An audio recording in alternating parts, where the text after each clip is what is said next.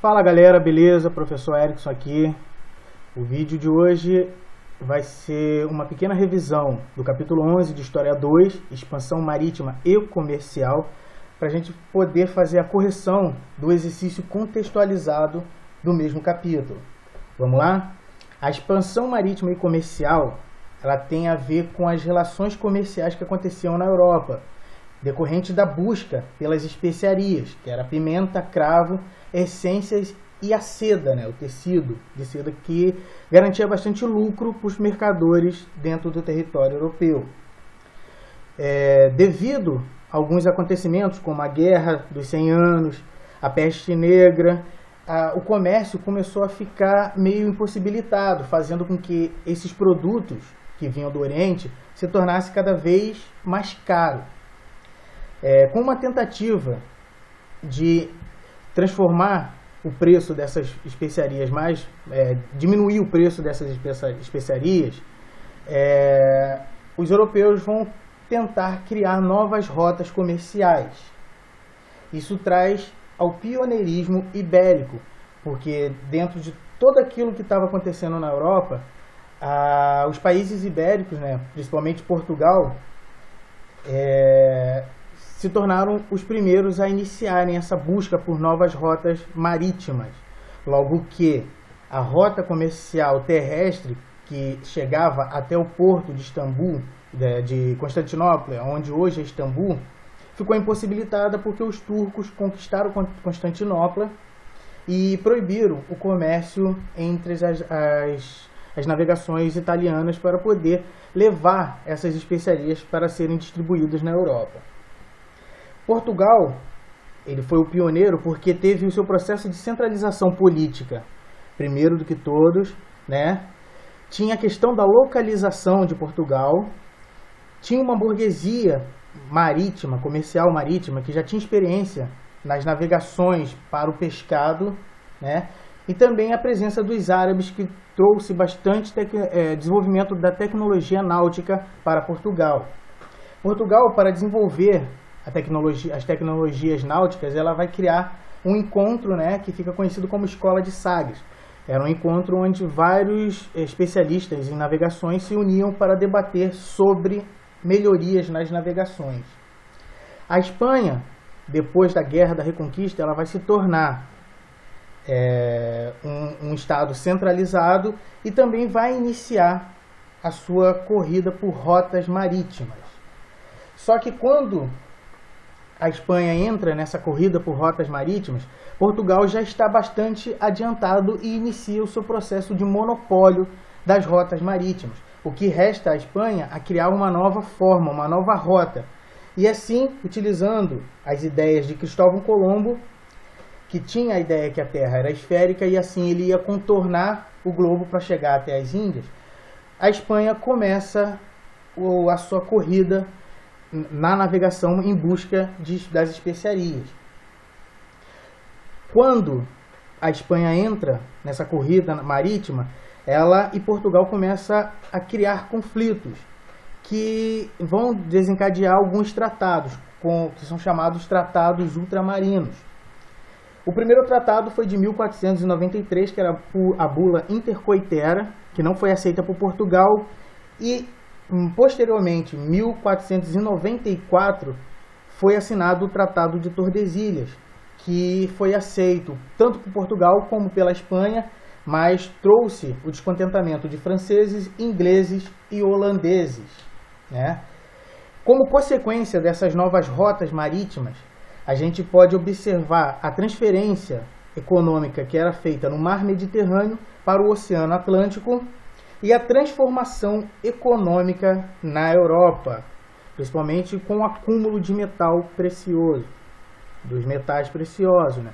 Vamos lá, exercício contextualizado, que é o que falta para a gente fazer a correção.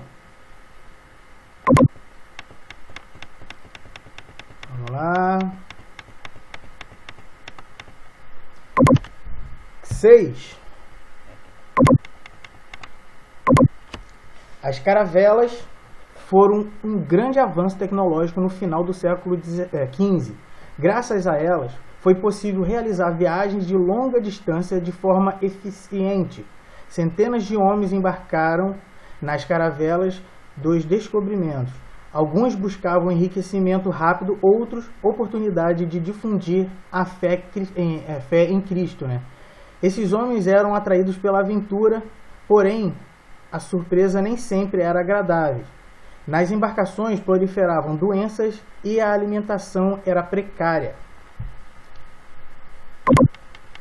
Sobre a época descrita no texto e considerando as informações apresentadas, é correto afirmar que as viagens nas caravelas eram, opção correta A, foram realizados no contexto da expansão do mercantilismo europeu, visando também a ampliação do catolicismo. Ou seja, a questão da expansão do mercantilismo, né, que é o acúmulo de mercado, né, de comércio, e também da expansão da religião cristã. Vamos lá.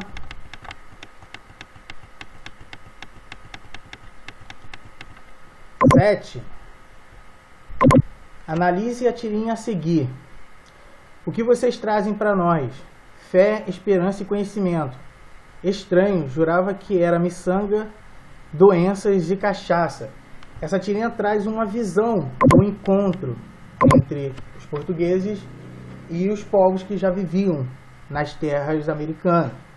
A imagem representa o encontro entre indígenas e europeus e ironiza uma concepção histórica que predominou na formação da identidade europeia e nos discursos referentes à conquista do Novo Mundo. Essa concepção pode ser caracterizada como, opção correta C, eurocêntrica, pautada na inferiorização do conhecimento e da religiosidade das populações indígenas. 8.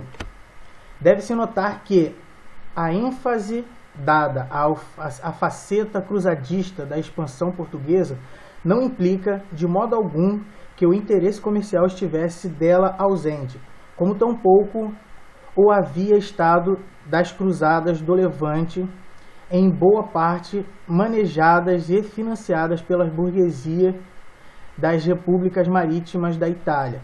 Tão mesclados andavam os desejos de dilatar o território cristão com aspirações por lucro mercantil que, na sua oração de obediência ao pontifício romano Dom João II, não hesitava em mencionar entre os serviços prestados por Portugal a cristandade, o trato do ouro de mina, comércio tão santo, tão seguro e tão ativo que o nome do Salvador, nunca antes nem de ouvir dizer conhecido, ressoava agora nas plagas africanas. Com base na afirmação do autor, pode-se dizer que a expansão portuguesa do século XV e XVI foi um empreendimento, opção correta, B, ao mesmo tempo religioso e comercial, já que eram comum à época a concepção de que a expansão da cristandade servia à expansão econômica e vice-versa. Beleza?